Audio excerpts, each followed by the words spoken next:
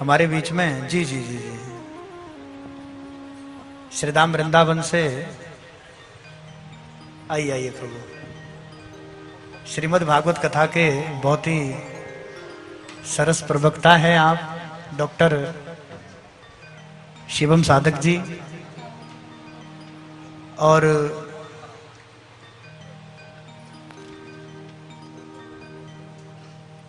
काफी समय से महाराज जी आपकी ही प्रतीक्षा हो रही थी। सूचना तो काफी पूर्व में आ गई थी, तो नहीं नहीं, यजमान परिवार आप आइए महाराज। यजमान परिवार मंच पर आ जाएं और जी जी आप लोग बैठ जाएं। परम श्रद्धेय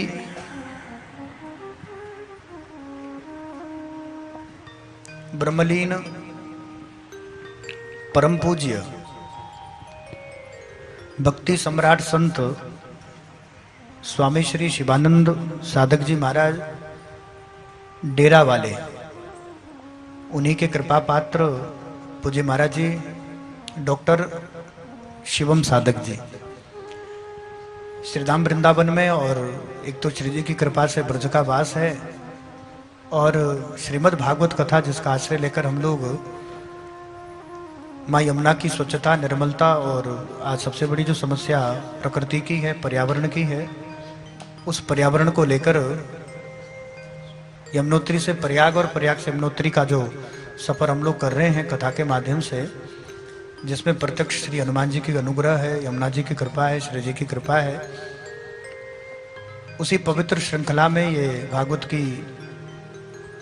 कथा का 33वां पारायण चल रहा है। यहाँ पर 33वां सत्र चल रहा है, जिसमें हमारे कथा के जो महाराज जी मुख्य आयोजक हैं, यजमान आप तोमर परिवार, आप हिमाचल प्रदेश जिला सिरमौर, पोंटा साहब एक जगह है, वहाँ पर जब गुरु गोविंद सिंह को युद्ध करना था तो उन्होंने तप करने के लिए और भगवती चंडी की जो उपासना उन्होंने की है, साधना की है, तो वो पंजाब से चले थे। और चल करके जब वो आए तो उन्होंने एक स्थान का चयन करना था, लेकिन एक प्रेरणा उनके हृदय में आ रही थी कि मैं किसी एकांत जगह जाकर के भगवती की साधना करूं, भगवती की उपासना करूं। तो ऐसा कोई संकल्प नहीं किया कि हमें कहाँ जाना है, कैसे जाना है। तो गुरु गोविंद सिंह जी अपनी घोड़ी पर बैठते हैं और पूरब दिशा की ओर उसका मुख करके और पंजाब से चलकर आते हैं, और उन्होंने निर्णय किया कि जहां भी स्थान तय होगा वहीं जाकर के रुक जाइए। तो पंजाब का सफर पूरा, तब तो हिमाचल सब पंजाबी था, तो बिल्कुल देहरादून के साथ ही जब हम लोग हिमाचल में एंट्री करते हैं तो बिल्कुल यमुना जी के तट पर एक ऐसा स्थान है जहां पर एकांत जगह थी, वन जंगल था, निर्जन वन था। यमुना जी आज भी वहां पर कलकल कल्लोल करती हुई निर्मल स्वच्छ होकर बहती है। और तब तो क्या कहें, तब तो प्रकृति का कोई अलग ही नजारा रहा होगा। आज तो पूरा शहर है, पूरा उद्योग हो गया है, औद्योगिक क्षेत्र हो गया है, वो देखते देखते सब हुआ है। पूज्य गुरुदेव जब हम रहते थे तो गुरुजी कहते थे वो भी दिन था जब पूरे पोंटा साहब क्षेत्र में एक बल्ब जलता था। महाराज जी, गुरुजी ये कहते थे ना, एक लाइट जलती थी। जहाँ सरकारी हॉस्पिटल था वहाँ पर लोग रात को जाने से डरते थे, सारा घना जंगल था। उससे पहले जब गुरु गोविंद सिंह आए तो एक स्थान ऐसा आया जहाँ उनकी जो घोड़ी थी जिस पर वो बैठे थे उसका पाँव टिक गया, फिर वो आगे नहीं बढ़ी। वहां से यमुना जी का किनारा था, तो जहाँ वो पाँव टिका तो जगह का नाम पड़ा था पाँव टिका, और पाँव टिका से आज वो जगह है पौंटा साहब। तो हमारे जो मुख्य यजमान हैं आप पौंटा साहब से ही हैं, और इन्हीं के सहयोग से इस कथा का आयोजन हो रहा है। तो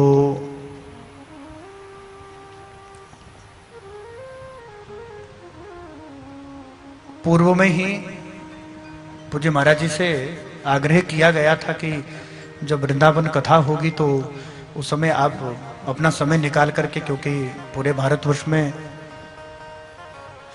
समय नहीं होता, क्योंकि कभी कार्यक्रम कहीं किसी स्थान पर है, कभी कार्यक्रम किसी अन्य शहर में है, तो उस सभी समय के मध्य में अपना एक समय निकाल करके आज हमारे जो आयोजक हैं तोमर परिवार और हमारे हिमाचल प्रदेश से सब भोले भाले सब लोग आए हैं। पहाड़ के लोग हैं तो सब सीधे सरल लोग हैं,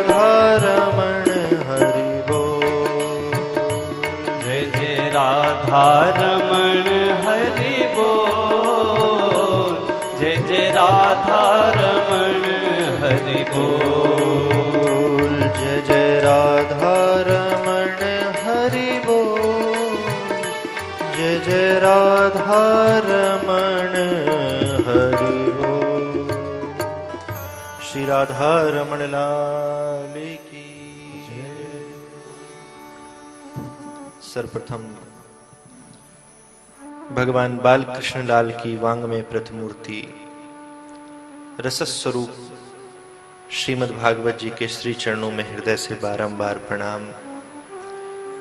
व्यासपीठ पर विराजमान भगवान नारायण के स्वरूप में व्यासाय विष्णु रूपाय व्यास रूपाय विष्णवे प्रातः स्मरणीय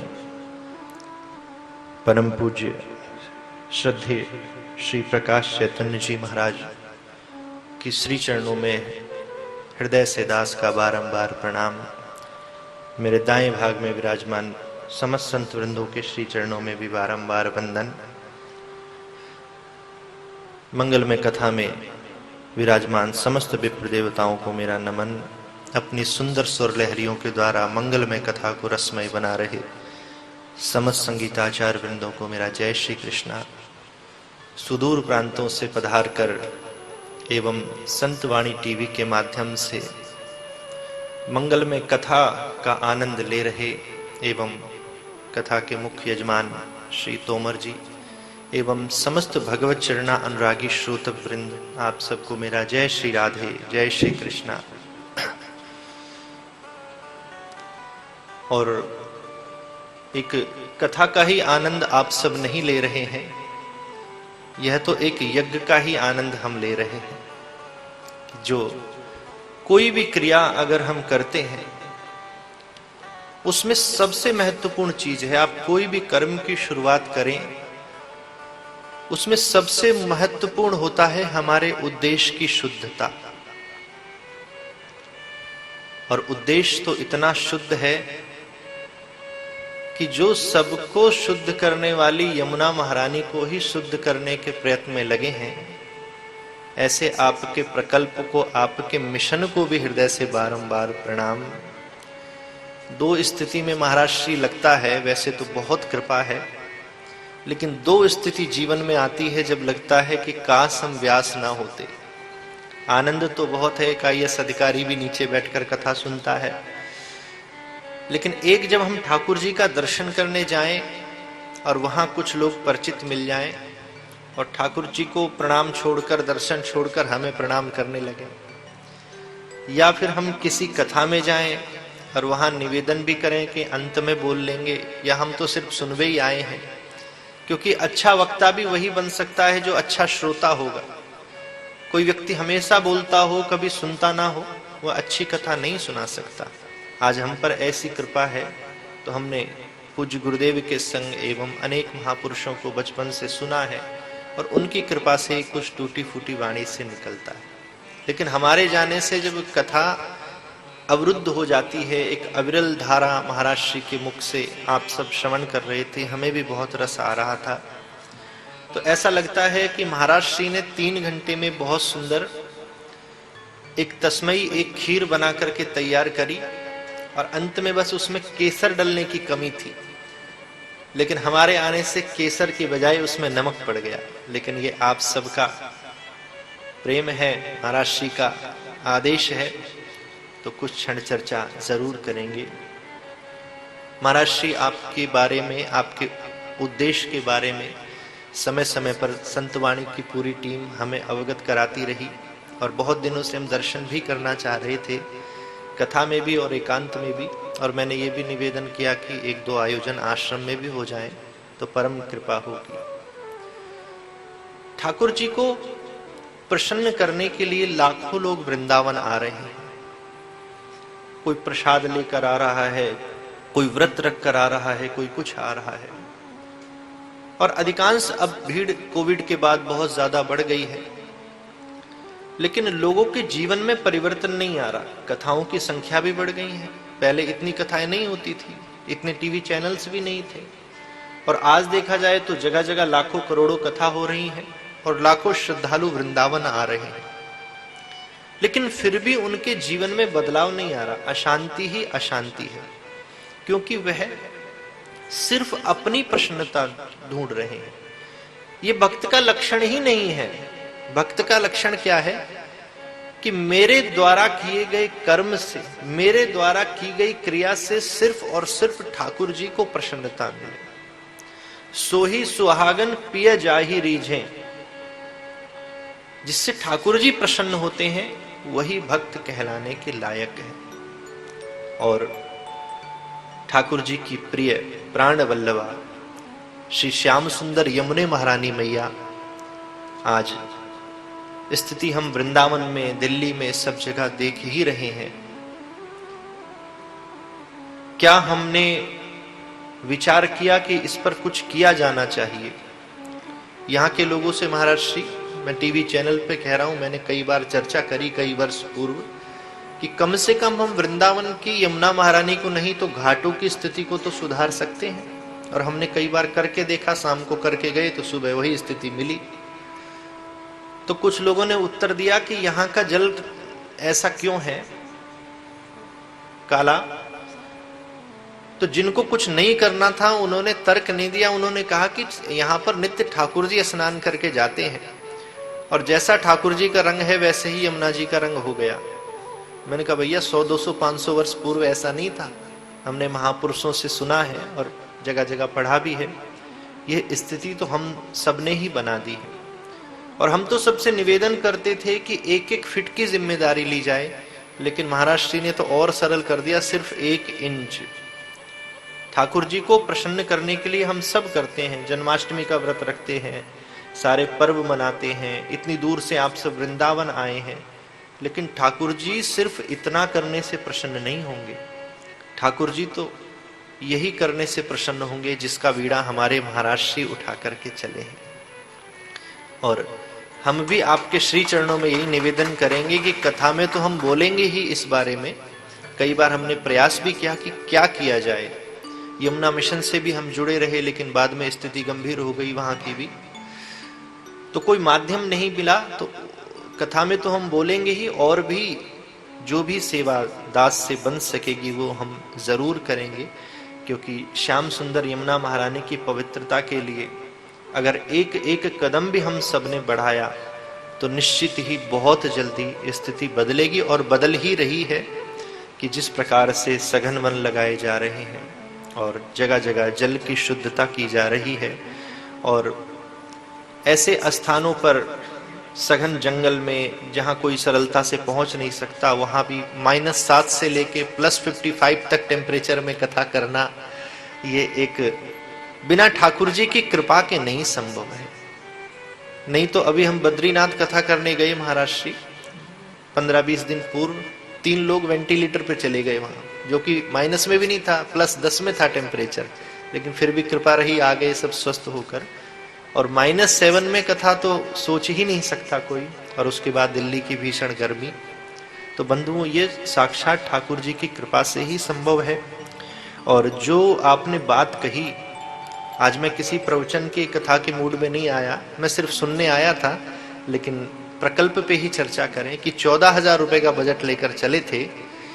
तो महाराज श्री जीवन का मैंने भी अनुभव किया, पूज्य पिताश्री के जीवनी को देखा, पूज्य दादा गुरु जी के जीवनी को देखा कि अगर हमारा कर्म करने से पूर्व उद्देश्य शुद्ध है तो अड़चने तो बहुत आती हैं, लेकिन वह काम कभी रुकता नहीं। हमें लगता है ये काम हम कर रहे हैं, लेकिन महाराज श्री आपके साथ तो साक्षात श्री हनुमान जी महाराज चल रहे हैं, ठाकुर जी चल रहे हैं, भागवत के रूप में ठाकुर जी हैं और हनुमान जी साक्षात चल रहे हैं। तो यही इस कार्य को संपूर्ण करते आ रहे हैं, और निश्चित ही मुझे पूरा भरोसा है कि भारत में ही नहीं पूरे विश्व में आपके द्वारा किए जा रहे इस सुंदर कार्य की सराहना बहुत जल्दी करी जाएगी। और हम सबको उसी तरह जैसे हम ग्रंथों में यमुना महारानी की शुद्धता, पवित्रता, महिमा को श्रवण करते हैं, वैसी ही यमुना महारानी आपके प्रयास से, आपकी कृपा से बहुत शीघ्र हमें प्राप्त होगी।